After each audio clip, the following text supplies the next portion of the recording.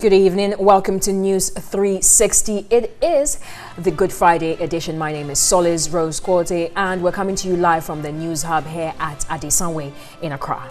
My name is Alfred Okanse. Remember, we're live on DSTV channel 279. Coming up in the bulletin tonight. News 360 headlines is brought to you by...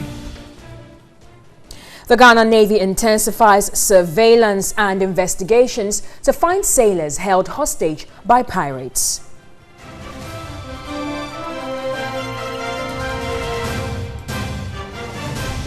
Work on the 120-bed modern hospital in Kumu district of the Ashanti region stalls since December 2016.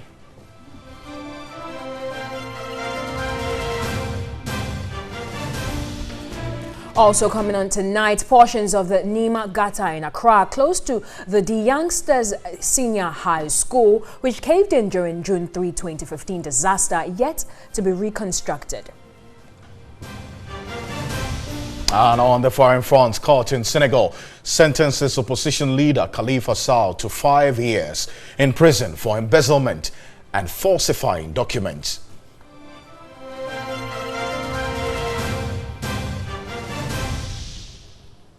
We have details of this, plus some sports and entertainment news tonight here on News 360. Feel free to share your thoughts with us on our various social media platforms. Our first story tonight, a portion of the Nima Gutter in Accra, close to the Youngsters Senior High School that caved in during the June 3, 2015 disaster, is yet to be reconstructed.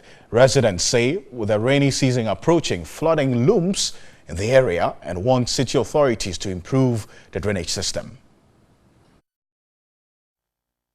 Portions of this gutter that runs from Nima through Mamobi and its environs caved in on June 3, 2015. 3 years on, the gutter is yet to be fixed.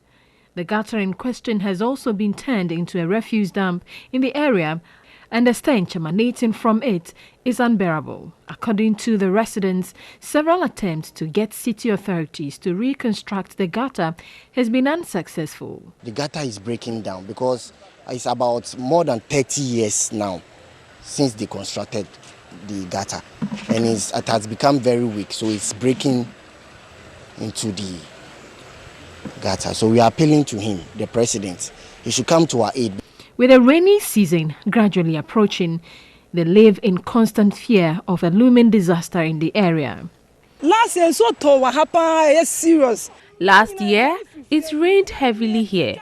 We were all scared the area will be flooded. The situation is very dangerous. A lot of school children use this road every day. I'm scared one of them might fall in the gutter. It is very frightening. This road in the area that links Ring Road Central to Nima, Mamobi and Newtown has also started to erode as a result of the development.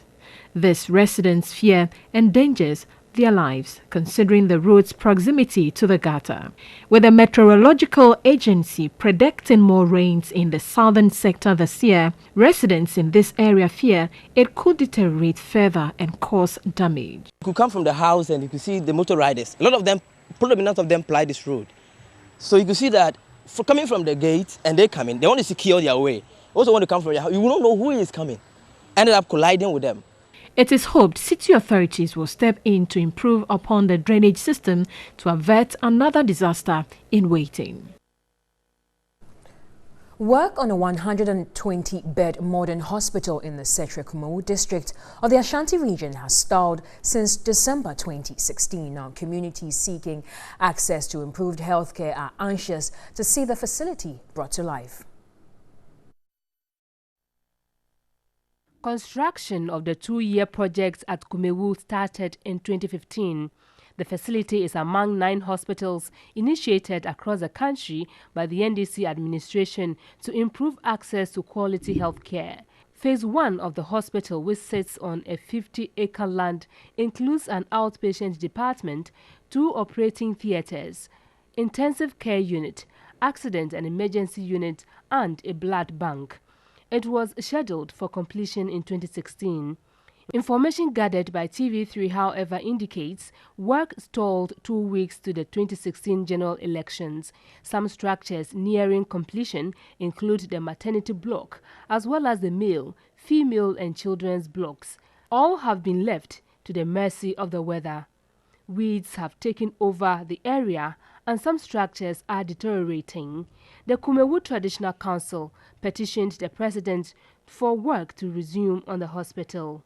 Chief linguist, the paramount chief of Kumu, Nana Owusu Bempa, expressed worry at the sorry state of the project. The government has now pumped so much money into that project, and it is now a standstill. Berema and Nananom, Nanahima have appealed to the government, and the government has made a promise that they are going to make the project ongoing. So we are waiting for the government to help us to get that district hospital. District Chief Executive for Setre Kumu, Samuel Adai Ejekum, told TV3 work halted to allow for forensic investigation to be conducted on the operations of the contractors, Soland Construction Company. He said work will soon commence as the investigations have ended. The Director General for Ghana Health Service has also assured us that they will come and commence construction.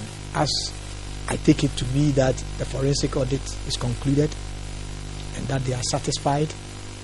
For that matter, I think the business must start so that the people of Kumu can benefit from this very facility.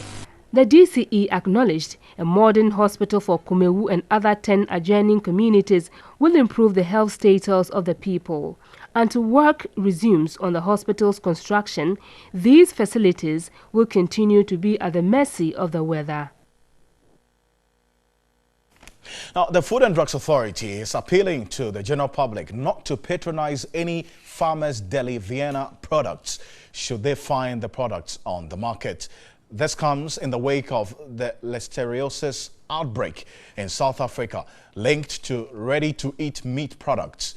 The FDA, in a statement, alerts the general public that Farmers Deli Vienna products have been affected by the Listeria bacteria and therefore are a full recall regardless of their batch. Post-market surveillance activities nationwide and vigilance, according to the FDA, have been intensified at the various ports of entry. All Farmers Deli Vienna products from South Africa would be detained and necessary regulatory actions taken.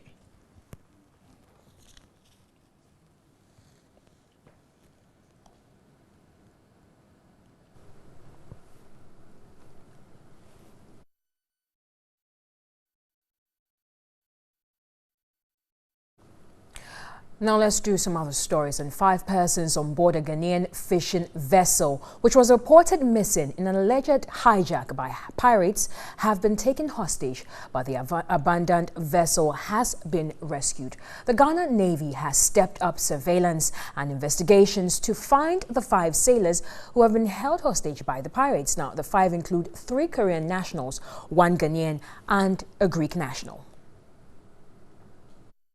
The Ghanaian fishing vessel was hijacked by some unknown persons believed to be pirates.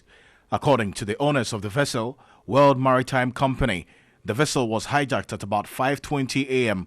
Monday, March 26th, while sailing to bait grounds. 5 persons on board the fishing vessel were 3 Koreans, 1 Ghanaian and a Greek national, and are believed to have been taken hostage by some alleged Nigerian hijackers who attempted to seize the tuna vessel Marine 711 on the Keita High Seas on Monday. However, one of the crew members who was found together with the abandoned vessel is currently receiving medical treatment. We were fishing in the Adan and Keita waters.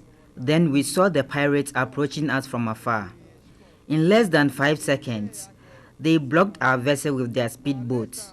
4 of the pirates came into our vessel and captured us. They had already captured 2 Greek nationals and 1 Ghanaian on board another vessel.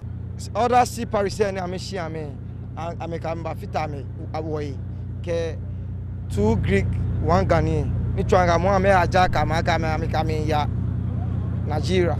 The vessel, with official number 316694 and registration number AFT28, has been successfully rescued and is currently at berth 10 at the Tema port.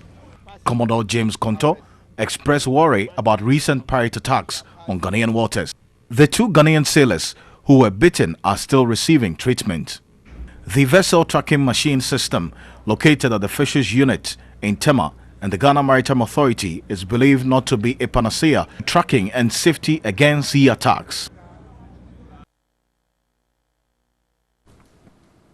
Now, a pretty worrying situation there. Commodore James Konto is the flag officer commanding Eastern Naval Command, and he's joining me in studio to have a chat on this. Commodore, thank you for your time this evening. But have you made any progress in the search for these sailors who have been abducted by these pirates? Yes, investigations are still ongoing. We have some leads, and the law enforcement will follow it up. If you say some leads, how exactly do you mean? We're working with our counterparts in Nigeria. Some of the hijackers were identified. I don't know if you have that information. Were identified by personnel on the vessel. They have worked with them before. Some of the hijackers? Yes, have worked on the vessels they hijacked before. So people know them, have their addresses. So this information will be given out. I see. So they actually knew the route of this particular vessel, and that's how come they were able to track it down? Yes. Kind of insider information. Yes. Interesting. So at what point did they then stop working, and are they Nigerians, as we're hearing? In fact, all points point to that fact that they came from Nigeria. Yes. I see. The hijackers came from, or the pirates came from Nigeria? Yes. Because that's where they went to, so. I see. But he was saying that, I mean, one of the persons who was speaking in the story was talking about they fishing in the Keta down waters. Then what happened? How come they got into Nigeria? There was a sequence of events. They hijacked one tanker first. A tanker was the first to be hijacked. And when that tanker could not have enough fuel to sail to Nigeria, they jumped onto the second vessel, another tanker, and asked them to take them to Nigeria. That vessel too was not having enough fuel. I see. And so they found the fishing vessels, and that was an opportune target which they hijacked. This incident happened on Monday, the 26th. Yes, the whole thing started Monday dawn around 3:30 a.m. and we finished everything by Wednesday, 1800 hours, 6 p.m. At what point exactly did you get information about this hijack by the pirates? We got information Monday in the evening. That was the first time we got information. And by nighttime, our ships were already at sea looking for them. I see. So then, is it that it was your ships that discovered this abandoned vessel, or the pirates actually released the vessel, and that's how come you got to see it? No, the pirates found that they were under pressure. They got to know that they were being pursued. So they were they still in Ghanaian waters? No, by that time they have crossed from Togo into Benin, heading towards Nigeria. Went through Togo to Benin to Nigeria? Yes. We pursued them first towards the Togolese border, about 80 to 100 nautical miles, when we lost contact. And then later on, we got to know that they were still on their way going. So from what we gather from the 2 Ghanaians who were on the board, who were allowed to come, right. They were beaten by these pirates and allowed to come by themselves? Yes, most of the ship's company were beaten. There was one Greek person, for instance, who we've taken to the hospital. He was abducted. He was among those who were to be kidnapped but he kind of fell very sick after the beatings, and so they left him behind. So these pirates, do they qualify to be called pirates? I mean, from what you do know, because you are now telling me that these persons used to work with the vessel, they are no more, and they come to abduct these people. You may call them sea robbers. Sea robbers? Yes, we will classify it as a robbery at sea, since it's happening quite close to the coast. It's a kind of robbery. So how many people have they abducted now? Which nationals are they? 5 persons are missing. 5 persons? Yes. 3 Koreans, 1 Greek, and 1 Ghanaian. I see. Are they asking for a ransom? Any information from them? From their modus operandi, that is the next thing we are waiting for. They are going to call their wives. They are going to call their employers. They will make their wives or employers talk to them, let them hear that they are being beaten, they are being tortured, and then ask for ransom. Then the negotiating will start. That is their modus operandi, so that's what we are waiting for now. I see. So, but you are still pursuing them? Yes. Okay. Yes.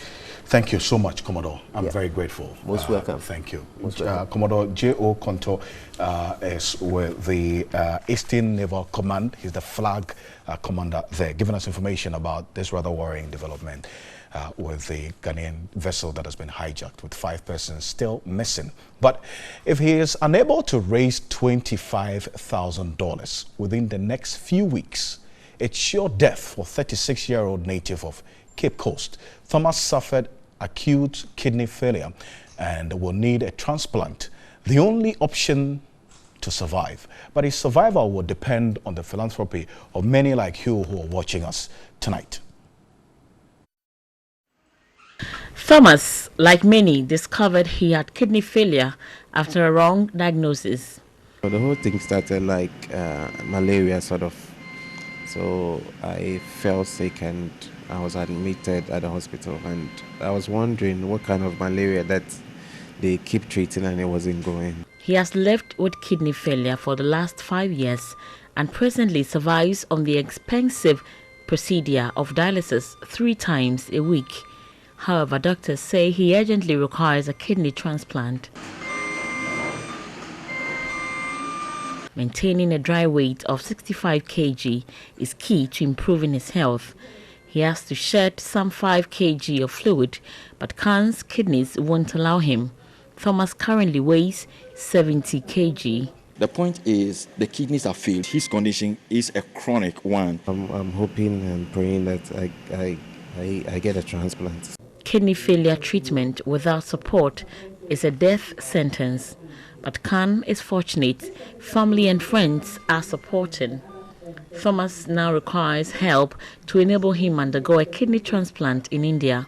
We raised something, but it wasn't able to undertake the transplant. So those monies were used by Thomas Khan on the dialysis. And remember, the dialysis, you have to come, I think, thrice every week. The cost of dialysis in Ghana is killing patients battling the disease.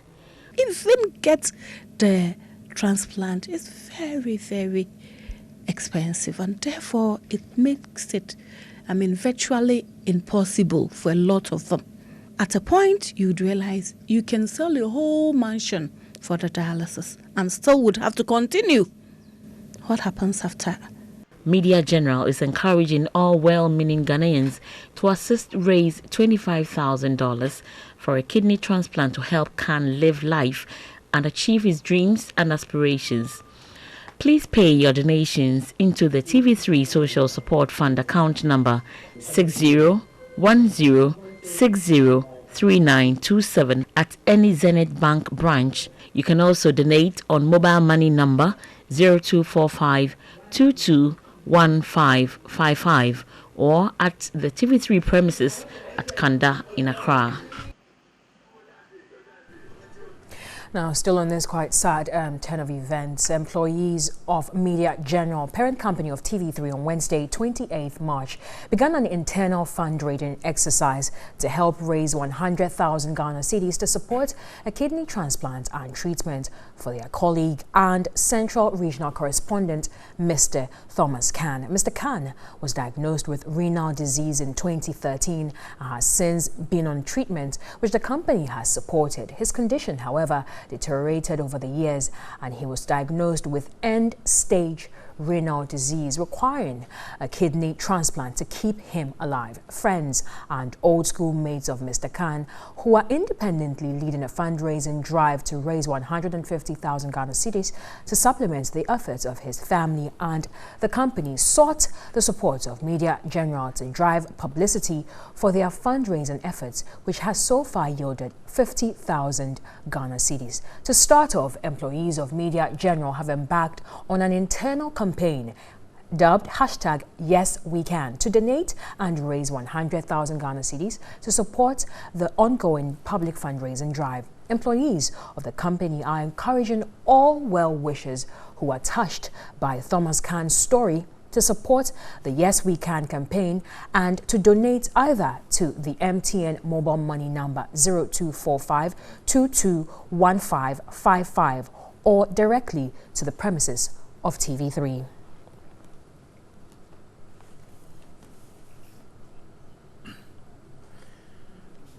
No amount is too small. Kindly compliment our efforts to help Thomas Khan. The number again is 0245 221 555 0245 221 555. You can send your contributions to that mobile money number. But on MTN Video Report this evening, Oluko reports on the poor state of Community 22 roads.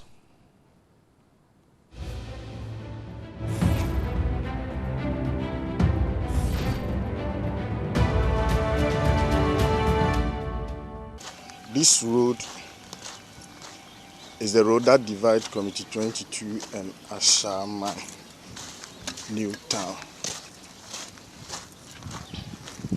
It was a tight road and it started deteriorating in 2008. All the MCs, Ashama MCs, have been staying in Committee 22 and they are fully aware of this road, but nothing has been done on this road. Now the road, what was a motorable, has turned to be a forest. Committee 22 and Ashama Newtown Forest. Behind this uncompleted story building is the current Ashama MP's house, and he's fully aware of this road. Look at how it is. Mr. Oluku reporting from Ashama Newtown.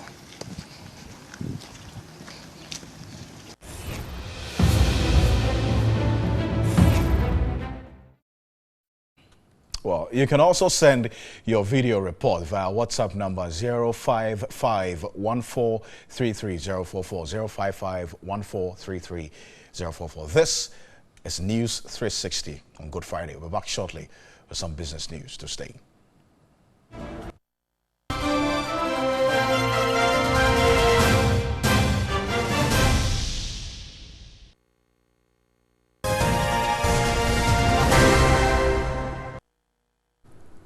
Welcome back to News 360. It's now time for us to delve into the world of business and to our first story. The reduction in the policy rate by the Bank of Ghana by 200 basis points has reignited the conversation on lending rates charged by commercial banks. The policy rate has been reduced by 750 basis points since 2017. Now here is a news desk report on the rate of reduction of the policy rate by the central banks so far. For 2017 alone, the Bank of Ghana reduced its policy rate, which is the rate at which commercial banks borrow from the central bank, by 550 basis points. The rate dropped from 25.5% to 20%. This was subsequently maintained by the Monetary Policy Committee in January this year. but the annual percentage rates, APR, and average interest rates report shows that interest on loans for various categories averaged 30% as of January this year. For January 2018, the Monetary Policy Committee of the Bank of Ghana attributed its decision to maintain the policy rate to its plan to reduce inflation to a target of 8% plus or minus 2 in the next few months. The reduction of the policy rate to 18% means there has been a 750 basis point reduction since 2017. Despite this significant reduction in the base rate, commercial banks' lending rates still remained high, averaging between 29.3% and 31.7% within the same period.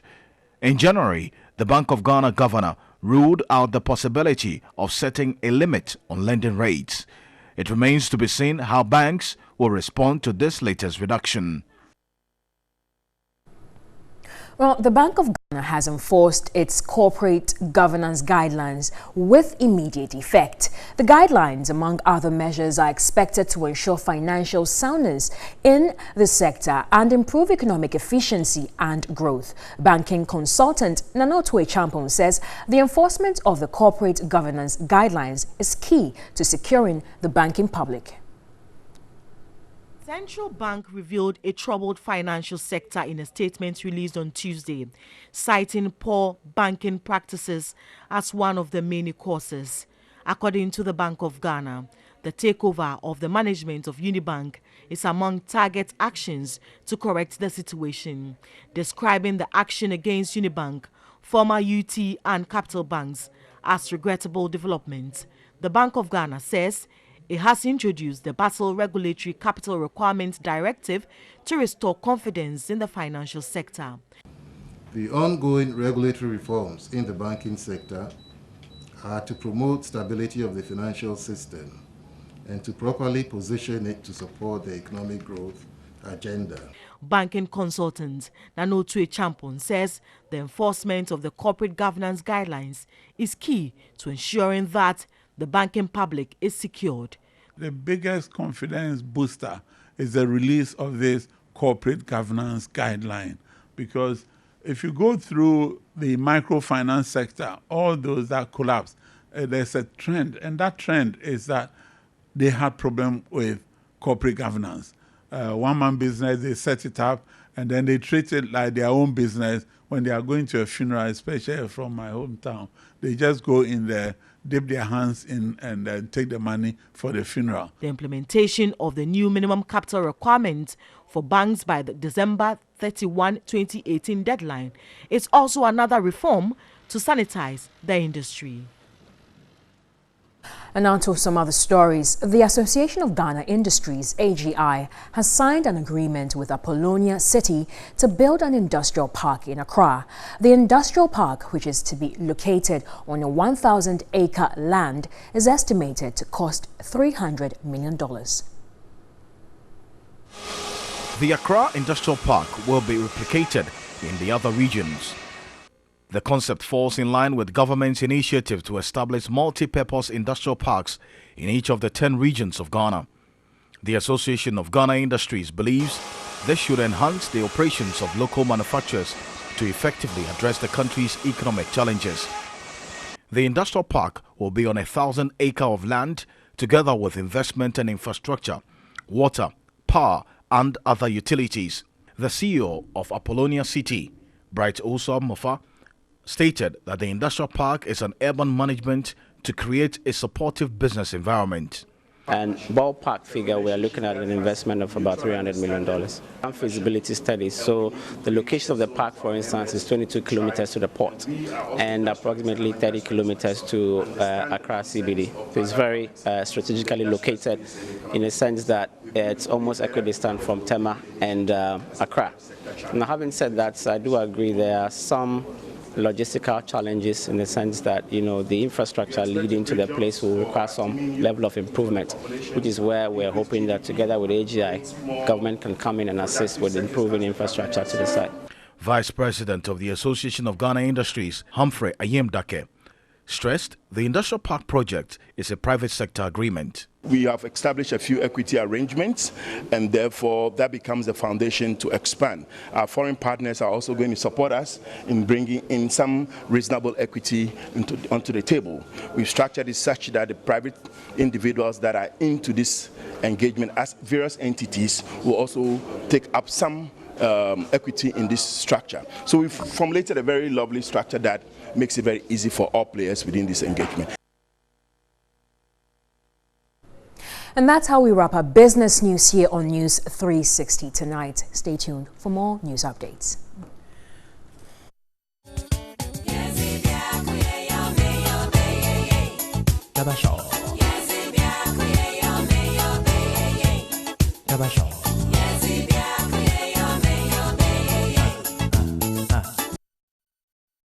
Yes, and the Ghana month of March, fortunately, is just rounding up. But it's all been hashtag we celebrate GH. We celebrate GH. But talk of the dishes such as tuwo, zafi, fufu, and kenke.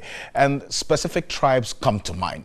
Sale of banana and groundnuts are also associated with some tribes as well. But some types of food are said to be better prepared by certain tribes. But is this really the case? Catherine Frimpoma has been finding out.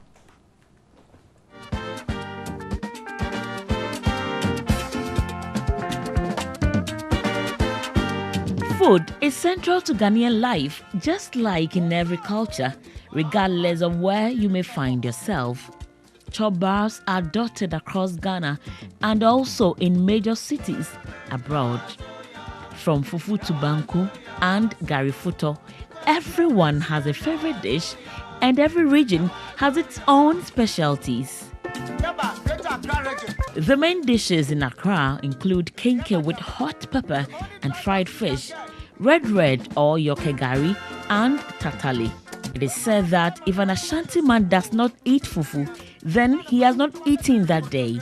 Fufu with light soup and smoked fish or groundnut soup, as well as boiled plantain with kontomire, spiced with momone, dried fish with red oil, egg and kobe are all staples of the Ashantis.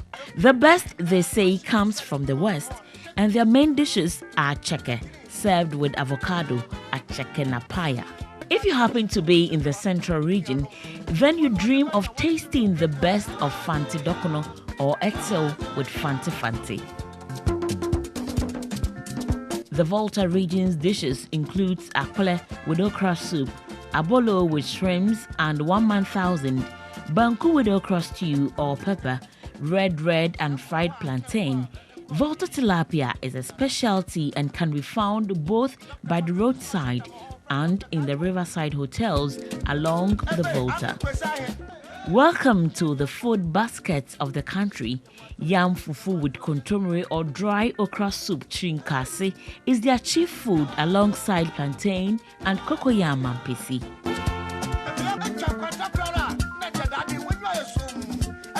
Chozafi, also known as tizet, or mucho with groundnut or green leaf soup, beans or cowpea with shea nut oil and pepper called tubani, cocoa or millet corn porridge eaten with kosi. Beverages include pito, a locally brewed beer made from millet, zomkurum or toasted millet flour in water, and fula.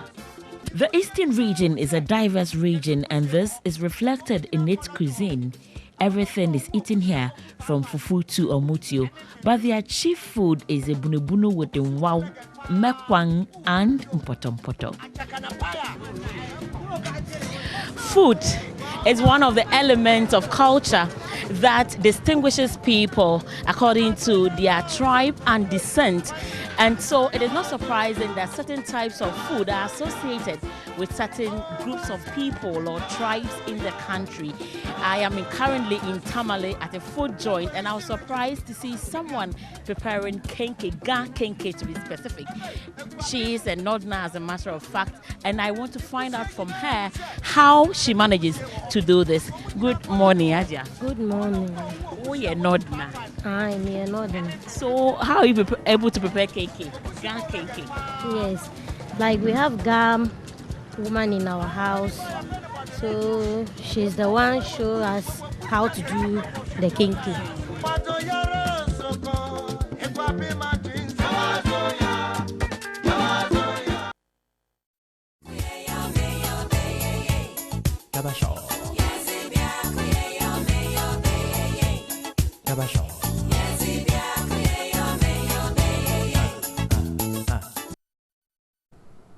Well, the appetite for local cuisine never gets old. Let's move away from that and then do what today stands for. Stories on Good Friday. And the need for the youth to make Christ the center of their lives was the focus of the message at most church services as Ghana joined the world to mark the death of Christ. Kwabna Edujemfi has more on this.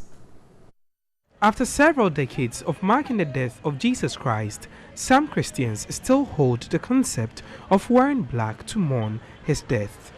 But it appears some no longer regard this concept.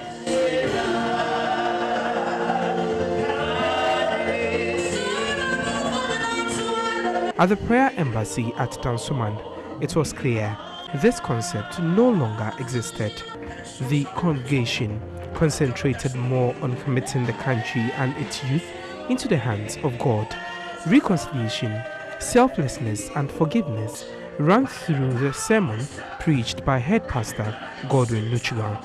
There is a way that seemeth right unto man, but the end thereof is death. Now, what we don't know our tomorrow. We don't know what the future holds for us. But we have a God who knows your tomorrow, who holds your future. So I will entreat and encourage the youth that they should come back to the Lord, take the Bible and read it in order to get the wisdom of God, in order to get the mind of God, because it is the mind of God that can tell you your tomorrow. Otherwise, you will find yourself in a path that will lead onto distraction. And tomorrow you will find yourself full of regrets.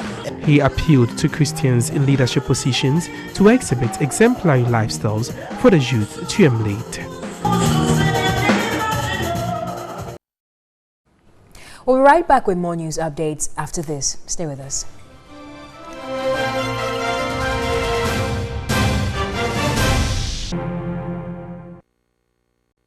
Evening and a happy Easter to you all out there. My name is Theo Inyan and this is the sports segment right here on TV3's News 360. We are starting off with the Ghana Premier League, where there is going to be quite some very interesting fixtures.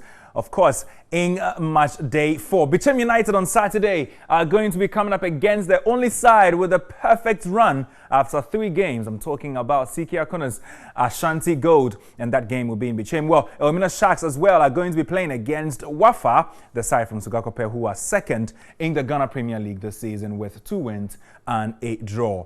Karela FC, well, or United are going to be coming up against Ebuson Drafts on Sunday to open the Sunday round of fixtures. While Stars, 2015 champions, they are going to be coming up against one of the sides who are looking to reclaim glory they achieved in the year 2013, Brekum Chelsea.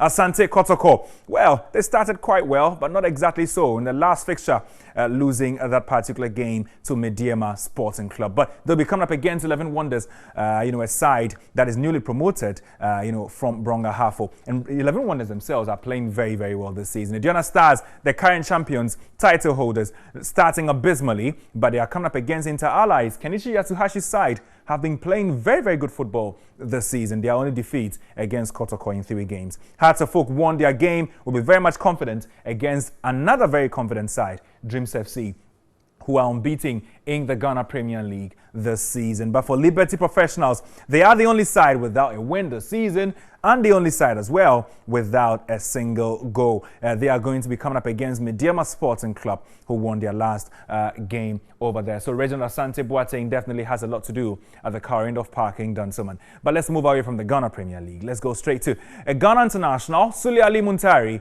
and controversy will always have something to do with each other. I'm talking about this man in controversy. But Ghanaian midfielder Sule Ali Muntari has become embroiled in some sexist role after responding controversially to a question from a female journalist at a press conference. During the press conference of the club since Deportivo, La Corona hired him on, March 22nd, well, Muntari was angered by a question from the journalist and stated that he would not be rude because she is a woman. the female journalist had asked Muntari to assess the technical capabilities of Deportivo coach and close friend Clarence Seedorf, who has won only 3 points out of a possible 21 since taking charge of the club. I quote Muntari when he said, "I'm not going to answer you in a bad way because you are a woman and I have to respond politely." Muntari retorted before the club's translator intervened.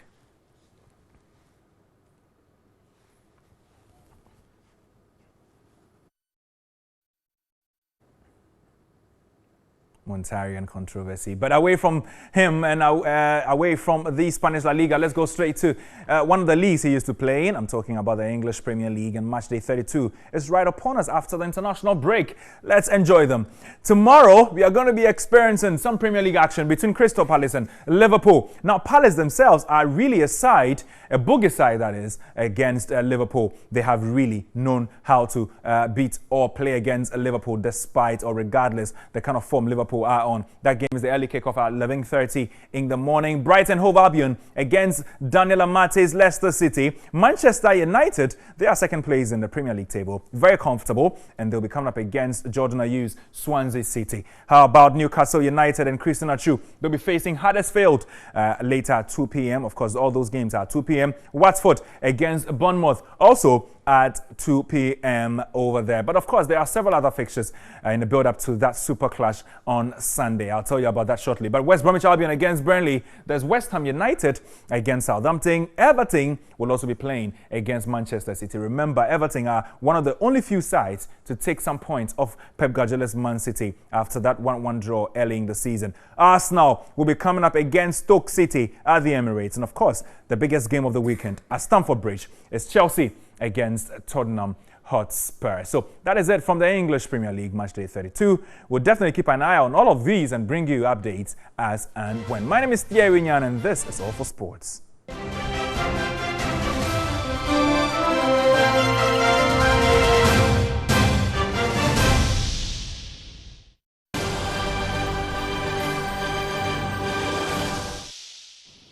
On international front, a court in Senegal has sentenced opposition leader Khalifa Sall, a former mayor of the capital Dakar, to 5 years in prison for embezzlement and falsifying documents. Prior to his arrest, Khalifa Sall had been seen as a potential rival for President Macky Sall in elections set for next year. The two men are not related. Two of the former mayor's accomplices also got 5 years. His supporters say the trial was politically motivated, a charge the ruling party denies. Senegal is seen as one of West Africa's most stable and fair democracies, an image reinforced by the peaceful and well-organized 2012 presidential poll.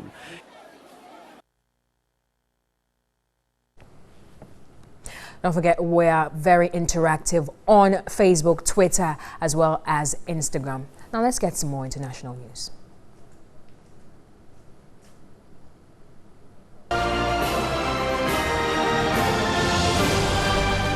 Ian Khama, a former army general who's led Botswana for the past decade, will step down on Sunday, leaving his deputy Mogithi Masisi in charge of the world's second biggest diamond producer until next year's elections.